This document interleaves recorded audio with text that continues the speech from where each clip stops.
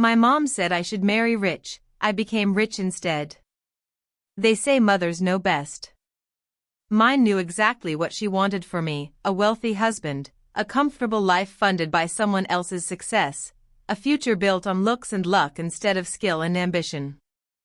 On the morning of my college graduation, when I proudly showed her the internship offer I'd earned through 4 years of relentless work, she didn't congratulate me. She tore the paper in half and told me to stop chasing fantasies.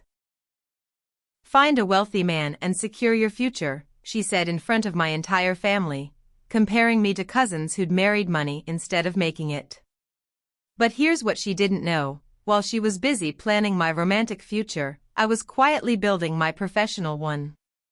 This is the story of how I went from a daughter told to use her looks while she still can to a millionaire who earned every dollar herself. She wanted me to marry rich. I became rich instead. And when she showed up at my office crying for cameras about how she always believed in me, I had the opportunity to set the record straight. This is about choosing yourself when family pressure tries to choose for you. Hey everyone! Before we dive into today's story, let me know where you're watching from in the comments below. Drop your city or country. We love connecting with our global community.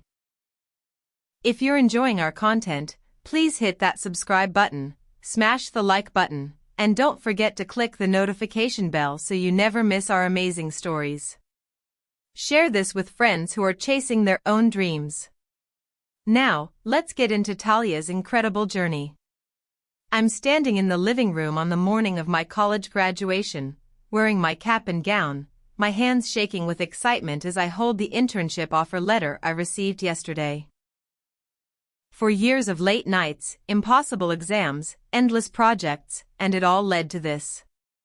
A paid internship at Morrison Analytics, one of the top data firms in the city. Mom, look. I hand her the letter, my voice bright with pride. They want me to start in 2 weeks. The salary isn't huge, but it's a real position with benefits and... My mother, Marissa, barely glances at the paper before she tears it in half. Just rips it cleanly down the middle and lets the pieces fall to the floor. Stop chasing fantasies, Talia. Her voice is sharp, dismissive. Find a wealthy man and secure your future. That's how smart women build their lives. I stare at the torn paper on our carpet, my heart dropping into my stomach. Around us, my aunts, uncles, and cousins have gathered for a pre-graduation breakfast. They all go silent, watching. Mom, I earned this. I worked so hard. Your cousin Elena married a doctor. Your cousin Sophia married a tech executive. They're set for life. She gestures at me like I'm a disappointing product. You're wasting your youth on careers that'll never pay what a good marriage would. My Aunt Carmen nods in agreement. Marissa's right, Mija. Use what God gave you while you're still young and pretty. I want to scream. To defend myself. To explain that I don't want to be set for life by someone else's money, I want to earn my own. Instead, I bend down, pick up the torn pieces of my offer letter, and walk out of the house. I miss my own graduation ceremony. I can't go. Can't sit there knowing my family sees my achievements as worthless. I return home that evening to find my mother waiting in the kitchen, arms crossed. You embarrassed me today. Storming out like a child. You tore up my job offer. Because you're not built for a career, Talia. You're smart, sure. But the corporate world chews up and spits out girls like you. Better to use your looks while you still can and secure a good husband. Each word is a knife. Not built for a career. Use your looks. Like I'm a commodity with an expiration date. I'm moving out, I say quietly. She laughs. With what money? You have no savings, no job, nowhere to go. You'll be back within a week. I go to my room and start packing. Just the essentials: clothes, laptop, important documents. As I'm zipping up my bag, I hear her voice from the kitchen, talking to my aunt on speakerphone. Talia's having a tantrum. Give her 3 days. She'll be back once she's broke and realizes I was right. I freeze in my doorway, anger replacing hurt. I won't be back. Not in 3 days. Not ever. My best friend Ruby offers me her spare room, basically a converted closet, but it's mine. I move in that night with 2 suitcases and $43 in my bank account. You can stay as long as you need, Ruby says, helping me hang my clothes. No rush. I get a part-time job at a coffee shop the next day. The pay is minimum wage, but it's something. Rent, food, survival, I'll figure it out. But I can't stop thinking about that torn internship letter. Late one night, I pull out my laptop and search for Morrison Analytics. Find the supervisor who interviewed me, David Chen. Find his email on the company website. I draft a message. Mr. Chen, I know I didn't accept the internship within the deadline. But if the position is still available, I'm ready to start immediately. I'll work harder than anyone you've ever hired. Please give me a chance. I hit send at 2 a.m. and immediately regret it. Too desperate. Too emotional. But at 6:47 a.m., my phone buzzes with a response. If you can be here at 7 a.m. tomorrow, you can start. Don't be late. David. I scream into my pillow so I don't wake Ruby. I arrive at Morrison Analytics at 6:45 a.m. in my only professional outfit, a blazer I borrowed from Ruby and pants I ironed 3 times. David meets me in the lobby. He's in his 40s, stern expression, coffee in hand. You're early. Good. He hands me a security badge. First month is unpaid. Trial period. You prove yourself, we talk salary. Unpaid. My heart sinks. But I nod. Understood. And Talia? People here will test you. They'll assume you won't last. Prove them wrong. I spend the first week doing grunt work, data entry, coffee runs, organizing files. The other interns, all paid, whisper when I walk by. They know I'm the trial employee. But I don't complain. I just work. Early mornings. Late nights. I learn everything I can. 2 weeks in, David assigns me to a project team working on client retention analytics. The lead analyst, Marcus, barely acknowledges me. You can observe, he says. Don't touch anything. I observe for 3 days. On day 4, I notice a pattern in the data they've been missing, a correlation between client complaints and service rep response times. I mention it to Marcus. He dismisses me. We've already analyzed that angle. But that afternoon, I overhear him and another coworker at the coffee station. $10 says the free intern quits by Friday. Nah, I give her until Wednesday. She's got that I don't belong here look. I pretend not to hear. But their words fuel me. I'm not quitting. I'm going to make them regret underestimating me. The project hits a wall. 3 weeks of work, and the client retention model isn't predicting accurately. David calls an emergency meeting. We present to the client Friday, he says. If this model fails, we lose $1 million account. Marcus and the team scramble. I watch from the back of the room. That night, I stay late. Really late. I pull the raw data and run my own analysis, testing the theory they dismissed. I find it. A clear pattern. Clients who received responses within 2 hours were 73% more likely to stay. After 2 hours, retention dropped dramatically. I build a new model incorporating response time as a primary factor. Tested against historical data. It's accurate. Really accurate. At 4 a.m., I email David, I found something. Can we meet before the presentation? David calls me into his office at 6 a.m. His expression is unreadable as I walk him through my findings. When I finish, he's quiet for a long moment. How did you find this? I just looked at the data differently. He leans back. Marcus has been here 3 years. You've been here 3 weeks. And you just solved what his entire team couldn't. I'm sorry if I overstepped. Don't apologize. He closes the door behind me. I'm offering you a paid position. Junior analyst. Starting Monday. Salary is $48,000 a year. My legs almost give out. Are you serious? Dead serious. You just saved $1 million account.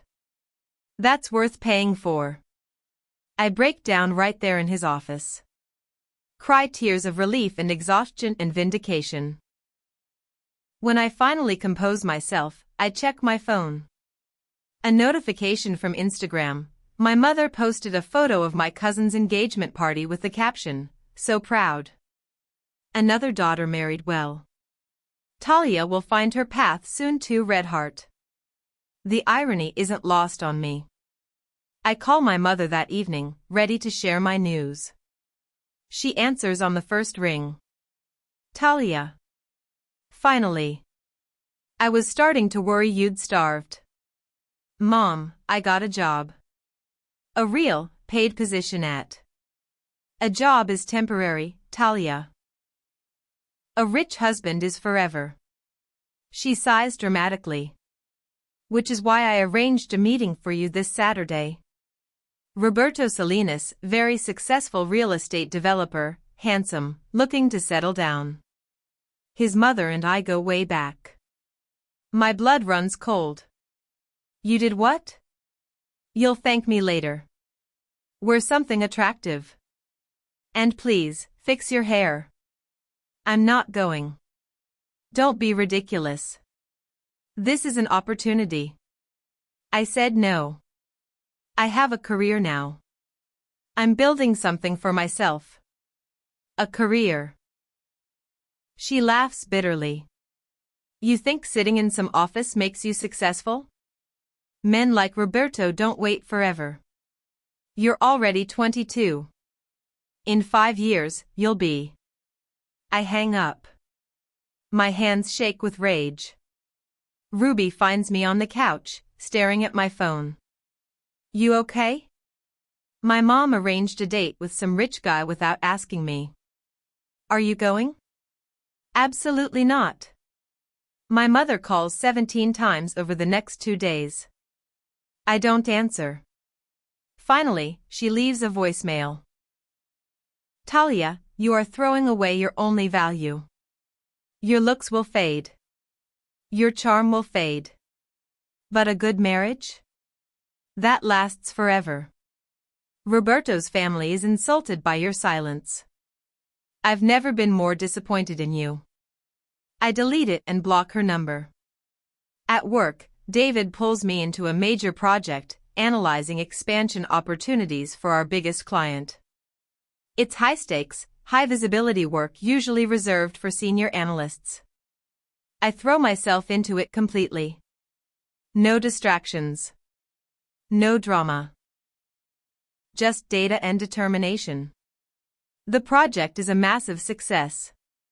My analysis identifies 3 cities where expansion would be profitable, backed by solid projections and market research. The client is thrilled. David's boss is thrilled. They put me in charge of a small team to continue the analysis. At 22 years old, I'm managing people. Leading meetings. Making decisions that affect million-dollar strategies. Then I get a LinkedIn message from a recruiter. Your work at Morrison is being noticed. Would you be open to discussing opportunities? I stare at the message. 6 months ago, I was being told to marry rich. Now recruiters are reaching out to me. I screenshot it and almost send it to my mother. Almost. But I don't. Because I'm not doing this to prove her wrong anymore. I'm doing this to prove myself right. The opportunity is from a startup called Dataflow Solutions. They want me as their lead analyst. A role that comes with a salary of $135,000 plus equity. Triple what I'm making now. But it's risky. Startups fail constantly. I schedule a call with my mother to tell her. Maybe this will finally make her understand. She answers coldly. So you finally remembered you have a mother? I got a job offer. A really good one. Is it from Roberto? Because he's willing to reconsider if you apologize. What? No. It's from a startup offering. A startup? She laughs. Those fail within a year. You're being reckless, Talia. Ungrateful. You had stability at Morrison, but now you want to gamble your life on some fantasy? It's not a fantasy. It's a legitimate opportunity. You know what's legitimate? Roberto's family owns 6 buildings in the city. 6. That's real wealth. But no, you want to play businesswoman and end up broke at 30. I'm taking the job, Mom. I'm sorry you can't support that. Then you're on your own. The line goes dead. I sit in silence for a long time. Then I email the startup. I accept the offer. Loving the story so far? Drop a comment with your location. Are you watching from Chicago, Seoul, Mexico City, or somewhere else? We read every single one. Don't forget to hit that subscribe button, give us a thumbs up if you're rooting for Talia, and share this with someone who's choosing their own path. Turn on notifications so you never miss these incredible stories. Now, back to the action. Dataflow is chaos. Beautiful, exciting chaos. The office is a converted warehouse. The team is 15 people working 18-hour days. The energy is electric. My responsibilities explode overnight. I'm building models, presenting to investors, collaborating with engineers. The learning curve is vertical, but I'm keeping up. 3 months in, the founders call a company-wide meeting.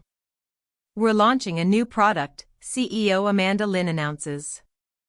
A predictive analytics tool for small businesses. We need someone to lead development. She looks directly at me.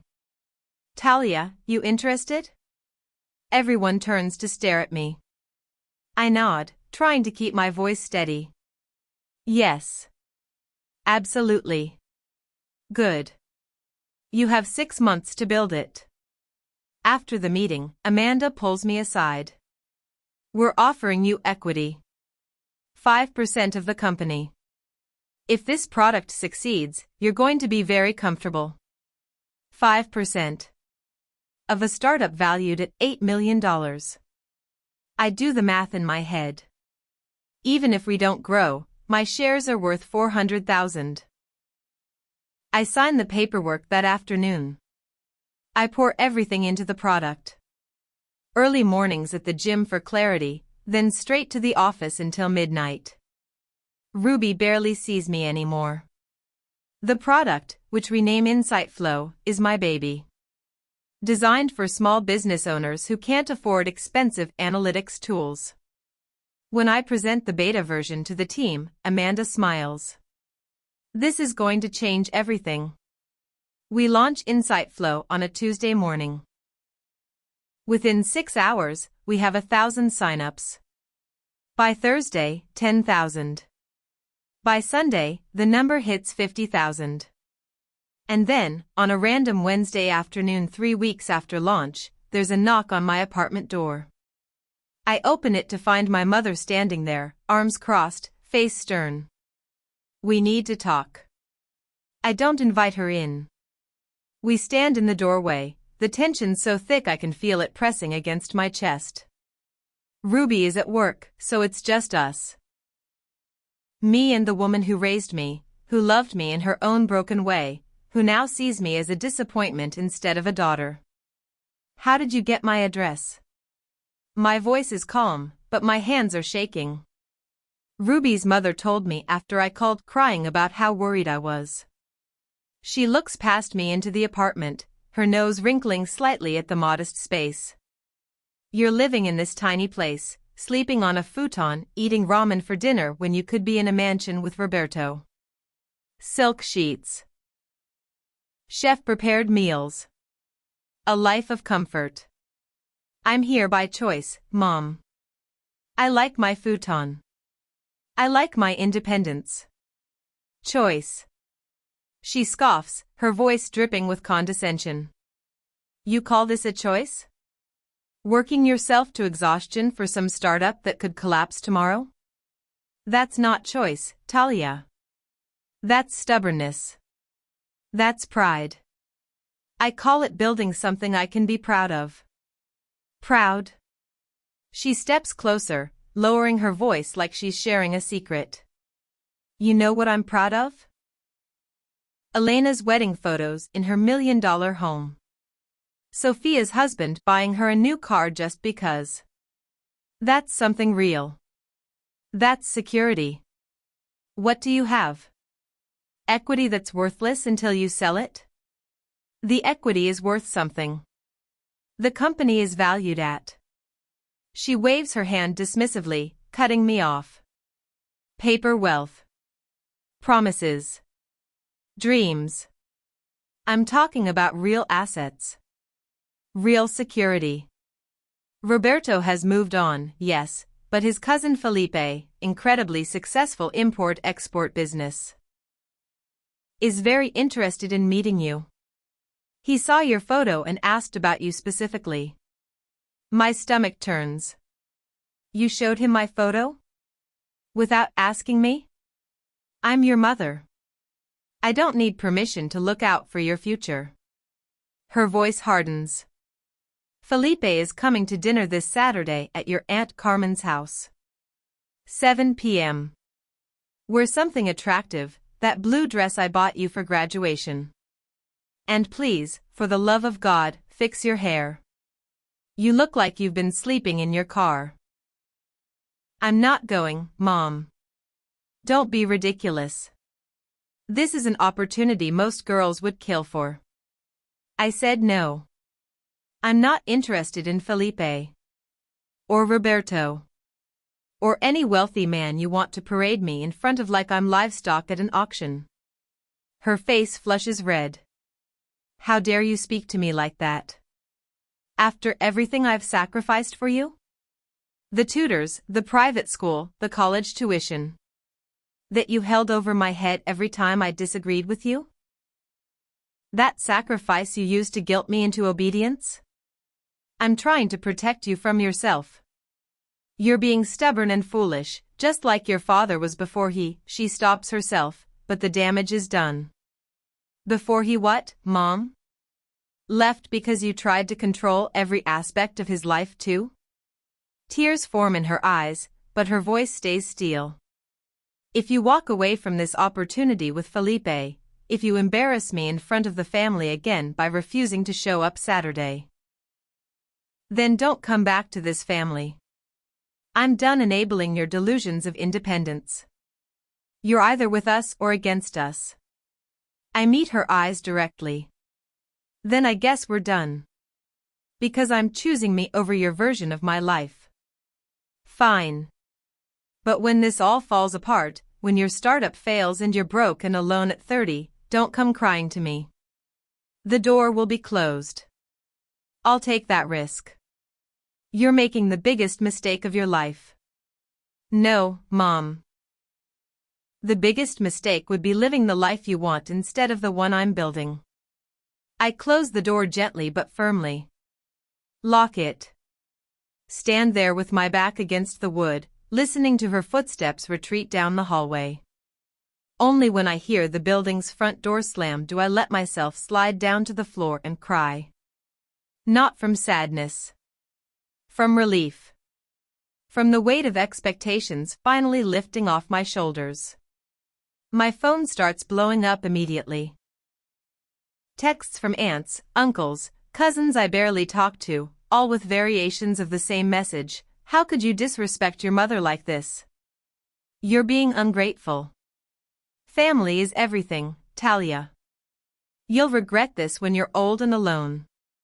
I block them one by one. Methodically. Until my phone finally goes quiet. Ruby comes home to find me still on the floor, surrounded by tissues. What happened? I just lost my entire family. She sits down next to me. Or you just gained your freedom. Insight flow goes viral.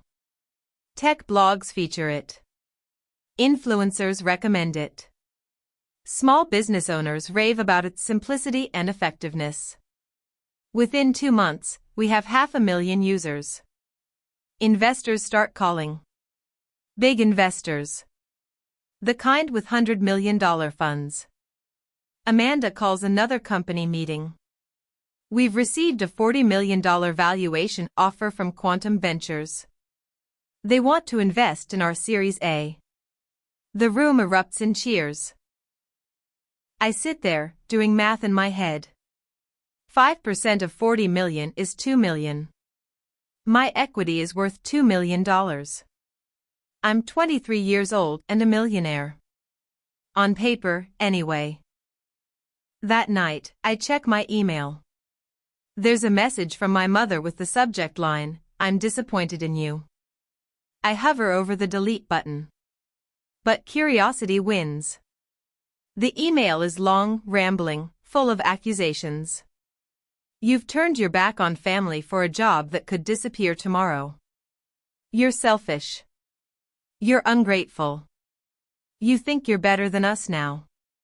But remember, I raised you. I gave you everything. Without my strict upbringing, you wouldn't have the discipline to succeed at anything. You owe me. At the end, when you're ready to apologize and accept my guidance, I'll consider letting you back into this family. I read it twice. Then I close my laptop without responding. The next morning, a global corporation, Titan Analytics, contacts me directly. Not the company. Me specifically. They want to license Insight Flow for their small business division. And they want me to oversee the integration. The licensing fee? $3.2 million. Paid directly to me in exchange for my expertise and oversight. I stare at the offer letter for a full 5 minutes, convinced it's fake. But it's real. Very real. I sign the licensing deal on a Thursday. By Friday, my net worth has officially crossed $10 million. $10 million. I'm sitting in a coffee shop when the wire transfer notification appears on my phone. I have to close my eyes and breathe. A year ago, my mother tore up my internship offer and told me to marry rich. Today, I'm richer than any of the men she wanted me to marry. The news breaks fast. Tech publications run stories. 23-year-old analyst behind Insight Flow signs major licensing deal. Then national news picks it up, the innovator who bet on herself. My face is everywhere. My story is everywhere. And my mother? She's watching. I know because my blocked family members start creating new accounts to message me. But the real moment comes on a Tuesday morning. I'm at Dataflow's office when reception calls, "Ms. Reyes, there's someone in the lobby causing a scene. She says she's your mother." I walk downstairs to find my mother in the lobby, surrounded by a small crowd. She's crying, loud, dramatic tears. A few people have their phones out, recording. Talia. My daughter. She rushes toward me when she sees me. I've been trying to reach you for weeks. I stay calm, professional. Mom, you need to leave. This is a workplace. I just want to talk. I'm so proud of you. I always knew you'd be successful. A reporter from a local news station is there, covering some other story in the building. She recognizes me from recent articles and approaches with her cameraman. Ms. Reyes, is this your mother? Can we ask you both a few questions? My mother immediately turns on the charm. Yes. I'm Marissa Reyes, Talia's mother. I've supported her dreams since she was a little girl. The reporter looks at me. Is that true? Everyone is watching. Cameras are rolling. This moment will define how our story is told. I take a breath. No, I say calmly. That's not true. My mother's face goes pale. The reporter leans in, sensing a story. On the morning of my college graduation, my mother tore up my internship offer and told me to marry a wealthy man instead of pursuing a career. She said I wasn't built for professional success. That I should use my looks to secure a husband before they faded. The reporter's eyes widen. Cameras stay focused on me. I left home that day with $43 and 2 suitcases. I worked minimum wage while interning for free. I built my career from nothing, without family support. My success came from my own work, not from pressure to marry rich, and certainly not from my mother's guidance. Marissa's tears stop. Her expression twists into rage. That's not fair. I was trying to protect you. You were trying to control me. There's a difference. I turn to the reporter. I love my mother. But I won't let her rewrite history for publicity. If you'll excuse me, I have a meeting. I walk away while my mother stands there, speechless and humiliated, surrounded by cameras. The video goes viral within hours. Millions of views across every platform. The internet explodes with support. This is what real empowerment looks like. Standing up for yourself while staying classy. Icon behavior. Imagine trying to take credit for someone else's success.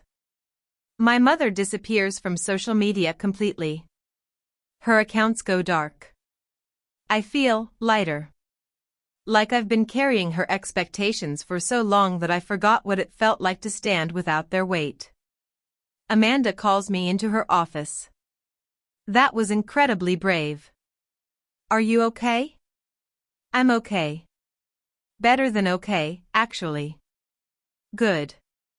Because I have news. Titan wants to expand the licensing deal globally. They're offering another $8 million. I laugh.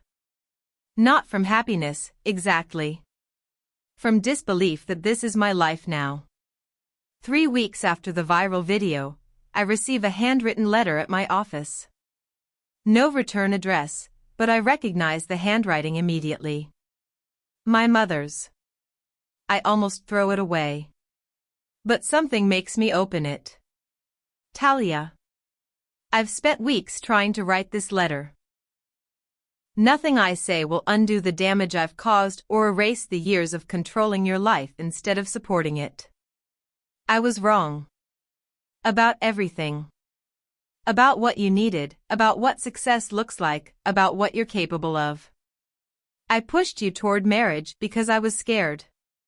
Scared you'd struggle like I did. Scared you'd make mistakes I couldn't protect you from. But fear isn't love, and control isn't protection. You were right to leave. Right to build your own life. Right to choose yourself when I couldn't choose you properly. I'm not asking for forgiveness or reconciliation on my terms. If you're willing, I'd like to start rebuilding our relationship slowly, with boundaries you set. But only if you want to. You owe me nothing. I'm proud of you. I should have said that every day instead of tearing you down. Love, Mom. I read it 3 times. My hands shake. It's the first real apology she's ever given me. I sit with the letter for a week before responding. Finally, I write back. Mom, thank you for your honesty. It means more than you know.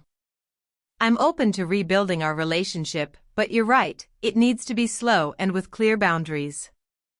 I need you to respect my choices, my career, and my independence. I need you to stop trying to control my future.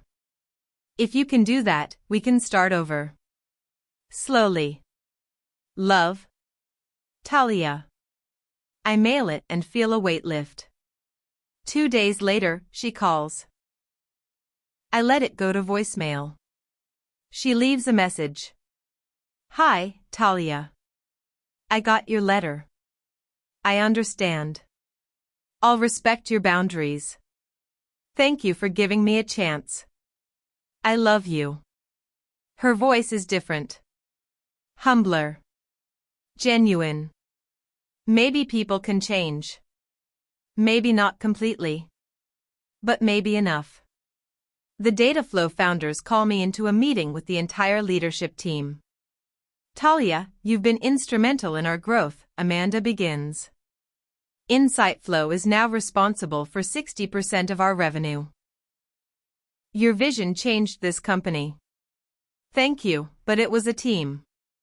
Which is why, she interrupts with a smile, we'd like to offer you a seat on our board of directors.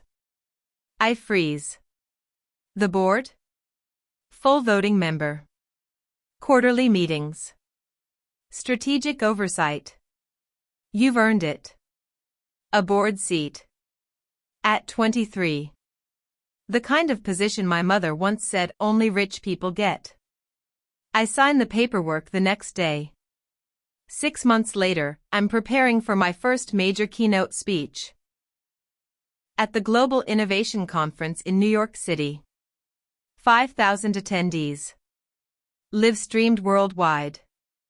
Ruby helps me practice in my new apartment, a spacious 2-bedroom I bought myself, with cash. You nervous? She asks. Terrified. You've literally built a multi-million-dollar product and stood up to your mother on camera. You can handle a speech. She's right. I can. The conference is overwhelming, cameras, lights, thousands of people. But when I step onto that stage, something clicks. I tell my story. The torn internship letter. The choice to leave. The grinding work. The success. The confrontation. My mother told me to marry rich, I say into the microphone. But I realized something, I didn't need to marry rich. I needed to become rich. On my own terms. Through my own work. That's real security. That's real freedom. The crowd erupts in applause. A standing ovation that lasts 2 full minutes. After the conference, I'm invited to 3 more speaking engagements, 2 podcast interviews, and a documentary about young entrepreneurs. Dataflow announces our Series B funding, $120 million valuation. My equity is now worth $6 million. My mother and I meet for coffee once a month. It's still awkward sometimes. But she's trying. Really trying. She asks about my work, listens without judgment, even apologizes when she slips into old patterns. One afternoon, she tells me, I was so afraid you'd fail that I couldn't see you were already succeeding. I know, Mom. I know. I'm proud of you. I should have said it sooner. You're saying it now. That counts. We're not perfect. We're not fixed. But we're healing. Slowly. At 24, I sign a consulting contract with 3 Fortune 500 companies. I'm invited to speak at my college as the commencement speaker. I buy a house. And every time someone asks how I became successful, I tell them the truth. I chose myself when everyone else wanted me to choose someone else's wealth over my own potential. I stand on the balcony of my home, looking out at the city lights, and smile. My mother wanted me to marry rich. I became rich instead. And that made all the difference. What an incredible journey. Thanks for watching till the end. Please let us know in the comments where you tuned in from. We absolutely love hearing from our amazing global audience. Don't forget to subscribe if you haven't already. Give us a thumbs up if Talia's story inspired you. Share this with someone who's choosing their own path over family pressure. And hit that notification bell so you catch all our future stories.